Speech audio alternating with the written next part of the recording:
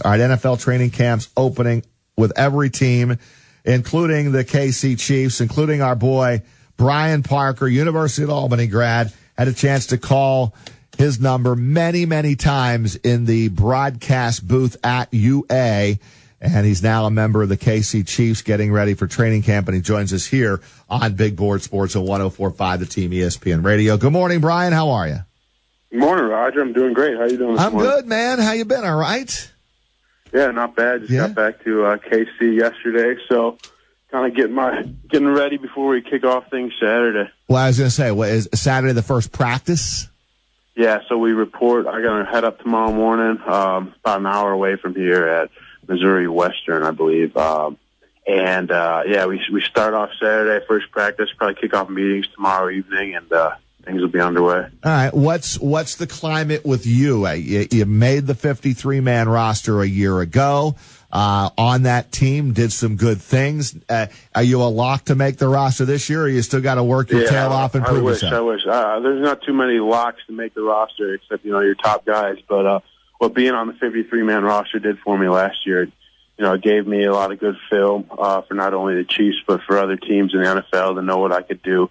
And it gave me a lot of confidence to know that I'm able to compete at this level and help the team out. I just got to do more this year and be a big factor on special teams and increase my role as the third tight end and try and get higher up there on the depth chart. When you made the roster last year, what did you make it for? Blocking tight end, receiving, special teams, or a combination of all three? What was the strength of Brian Parker that the Chiefs said, "Hey, we need this guy on our roster"?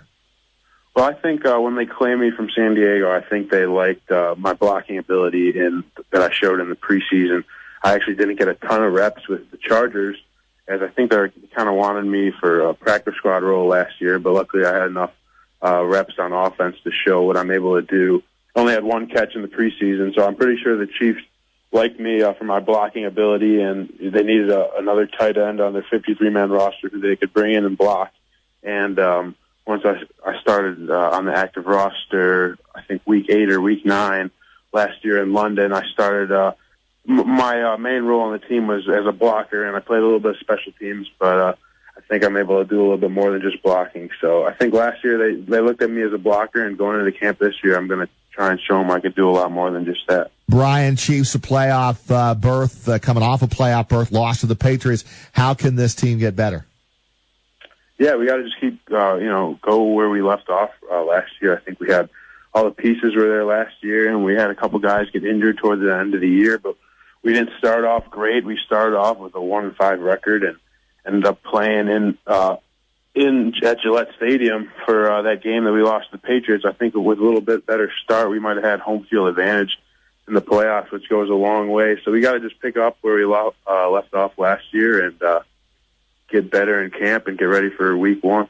Hey, Brian, your quarterback, Alex Smith, he gets a lot of grief from national pundits for not going downfield enough, not utilizing the wide receivers enough. But you see him every day. What's it like to play with Alex Smith? How effective is he? What's he like in the huddle? Yeah, he's definitely a game manager, and on top of that, he's got a great arm. I mean, in the past he hasn't had in Kansas City last year before Jeremy Maclin was here. He hasn't had a lot of deep threat receivers.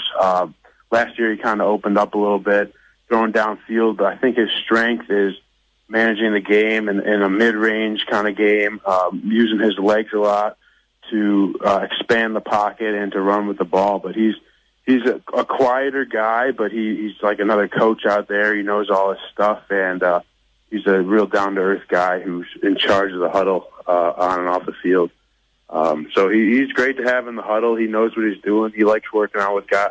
He likes working on little extra routes after practice with guys who are new. I know last year I ran a couple extra routes with him after practice on plays that we put in just for the week. So he likes to have full control of the offense, and I definitely think he's one of the top quarterbacks in the league just for his versatility. We are talking with Brian Parker, UAlbany grad, KC Chiefs tight end. You are listening to Big Board Sports, 104.5 The Team, leading up to Hahn and Humpty coming up at noon today. Brian, the Chiefs get Jamal Charles back. How dynamic of a player is he? Yeah, he's unbelievable to watch. unfortunately, he got hurt earlier in the year last year, and I actually wasn't even suited up by the time he was playing. But just watching his lateral speed is unbelievable. And he's came back from his injury once, so there's no doubt that he'll be back again. But it's great to know that we have 2 or 3 other running backs who kind of stepped in his place last year and picked things up. So it's going to be great to have not only those guys, but have Jamal be a huge part of this offense. Brian, the AFC West, very tough division this year. The Raiders, a trendy pick. The Chargers, a team that really struggled in close games last year, could turn that around. And then you've got the champion Broncos in that division as well. How tightly contested is that AFC West, and what will it take for you guys to make a run at the division crown?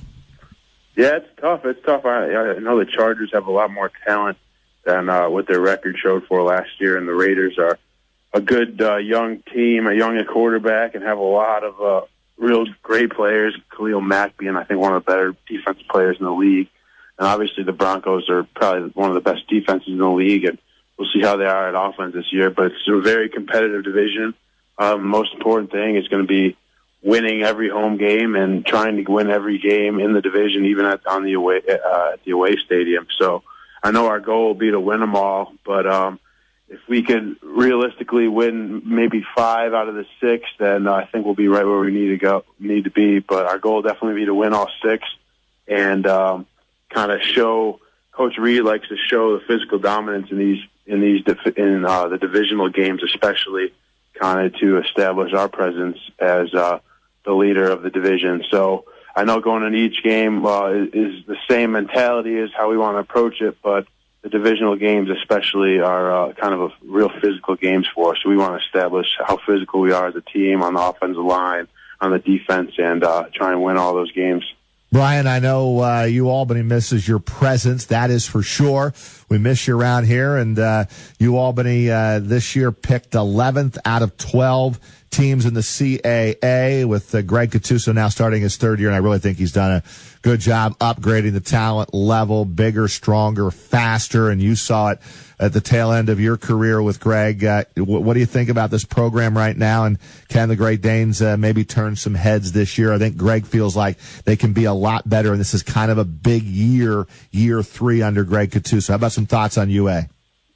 Yeah, I think they have a lot of guys who are now very experienced. I don't think the preseason ranking means a whole lot. I think we were ranked my senior year probably pretty low and ended up finishing middle of the pack, losing some close games there too. And I think we were 7-5, but I don't think that matters a whole lot. I know their offensive line is going to be very experienced. I think across the board, everyone's at least in their 2nd, 3rd, and a couple guys are in their 4th year starting or playing. So they're going to have a lot of experience up front. I played with most of those guys. They get Mike Nicastro and Nick Header back, which are 2 huge missing parts that weren't there last year. Yep. So it'll be good to have those guys' leadership and experience out in the field. And then they have a ton of athletes that all could make some big plays. I was out at Albany. I was at Saratoga this past weekend, and I went up to Albany Monday morning just to throw with a couple of the quarterbacks, get a little extra work in. I was there with Nevin and Will Brunson, just running some routes, getting warmed up for this week, and I think both of them have a lot of talent. So whoever ends up winning that quarterback battle out of all 3 of them, I think will do a great job, and I think they have the pieces there to win a lot of games this year. Well, your name comes up a lot in the UA discussion for sure. You're a great player there, and I know everyone is really proud. You know, UAlbany, it's not easy to go from the UAlbany and get to the NFL. It's a long, tough road. You're one of the players that was able to do it. So we'll keep track of you for sure, Brian. And if you get a chance, you'll have to listen to some of the play-by-play when UAlbany is playing this year, which means you're going to have to put up with me and Zach By. That's the plan. Every game, every time I get a chance, I'm listening. So all right, man. I'm ready. We'll be back in touch. Go get him, make that 53-man roster, and we'll talk to you soon. All right, thanks, Rodger. Nice talking to you. You got nice talking to you. It's Brian Parker, UAlbany grad,